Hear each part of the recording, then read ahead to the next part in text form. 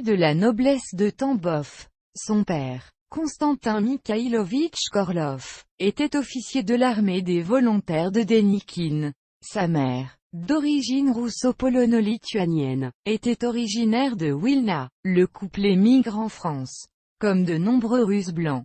Au début des années 1920, Michel Constantin est ouvrier chez Renault jusqu'à la Seconde Guerre mondiale. International de volley-ball à partir de 1948.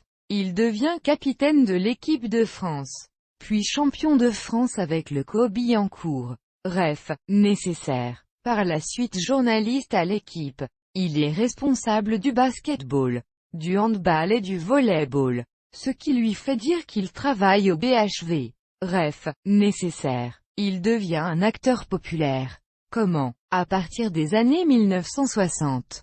Partageant même la vedette avec Jean-Paul Belmondo dans La Scoumoune en 1972. En 1984, il anime Anagramme, un jeu télévisé diffusé sur TF1.